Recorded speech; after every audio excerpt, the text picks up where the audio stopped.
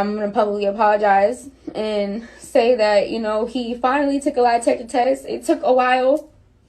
It didn't have to take so long. Like, I never was trying to ruin his career or trying to get clout or nothing. I just believed my son. I really believed him.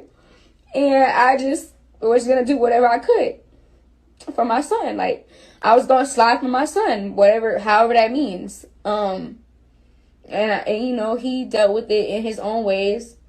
But finally, we came to an understanding and agreement, and he decided to take the test, and he did it. And it's done. It's over with. He passed his test. My son told the truth. And that's it. That's all she wrote. What's happening? What's good? What's going on? Part of my presence YouTube channel. Look. I don't want to spend too much time on this, but some of you people have heard about the story with this particular woman by the name of FTN Bae, and her accusing an ex, OTF, Duty Low or Dottie Low, of abusing her child. And the way how people found out was through social media, because she released audio of her son talking about what this particular guy did and posted it on social media for everyone to share. And it went on Shade Room, it went on all kind of, a bunch of those websites, gossip blogs, and it was all over the place. I don't even know who this person is. I don't know any of these people. But it became something that everyone was talking about, everyone was sharing, everyone was pretty much crucifying the guy, and rightfully so. I mean, you don't condone shit like this, right? But the weird thing about it is that she put this out, and she pretty much targeted this guy and tried to shame this guy, but never went to the police. So she disclosed the identity of her son, so she didn't protect her son's privacy. She blasted the ex, and she put it out there for everyone to consume. Millions of views all over the internet, going viral. People, what are people doing? People were tagging other rappers, Lil Durk, trying to get him involved, telling him to cut this guy from the camp. All kind of foolishness. And the sad thing about all this is that now, after 3 months later, now an article comes out saying that she's apologizing to the guy after he passes a lie detector test. Now, first of all, lie detector tests do not hold up in court because it's easy to pass. It's not easy, but you can pass lie detector test. It really has no indication of whether someone is actually telling the truth or lying. It's not scientifically proven. So the fact that she went, or that they set this up for a lie detector test, is ridiculous. Why didn't she go to the police? Look, going forward, and I think everyone should follow this rule, and I spoke about this in a previous video as well too, in regards to dealing with domestic violence, abuse of children, whatever the case may be. If you are a victim of a crime, do not hide that information. Do not internalize it and then come out 30 years later. Do not go on social media when it's convenient for you and play victim. Go to the police. It's a crime. And it's a crime that could put this guy in jail for years, decades.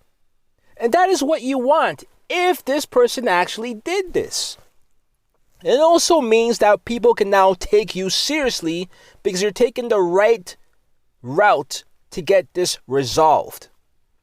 Because the only way to get this resolved is by going to the police, pressing charges, taking it to court, testifying, providing the evidence required, and getting a conviction and putting an abuser behind bars for decades. That's the only way you're going to protect your son. That's the only way you're going to protect you. That's the only way you're going to get some retribution for your son. But instead, what this woman does, she goes on social media trying to shame, trying to lambast the man, trying to make it seem like this is a trait that black men have a problem with as far as abuse and not being able to handle, or to operate properly when it comes to sexuality. All kind of tropes that has been around since slavery that they're playing up. And it's ridiculous. It's really insulting to a lot of people's intelligence at this point now, because you cannot go on social media looking for clout, looking to shame, looking to get supporters to back you up, and then not take it to the extent where you are trying to get him locked up. Now, I said this so many times before, and I'll say it again. When you refuse to go to the police to get these people locked up, you are responsible for that person's next victim. Because most people who abuse others don't just stop. It's not a one-off. You abuse one, you're going to abuse another. They probably have a lot of victims in the trail, and they're going to have a lot more after you. So the only way to prevent that is by coming forward. It really saddens me when I hear about these cases where 30 women come forward saying how one man sexually assaulted them and are accusing the man of all kind of abuse. This man done them dirty and did illegal things to them. And now they're coming forward and they feel that, they can because there's other women who are supporting them. That's all bullshit. Because here's the thing. If the first victim came forward, the second, third, fourth, fifth, sixth, seventh, even if the 20th victim came forward and pressed charges, that means you're saving 10 other people from being abused. You're saving 10 women from having psychological damage for probably the rest of their lives because this particular victim or the particular suspect. So why wouldn't you do that? Why do you think that's not the right thing to do? Come forward. Go to the police.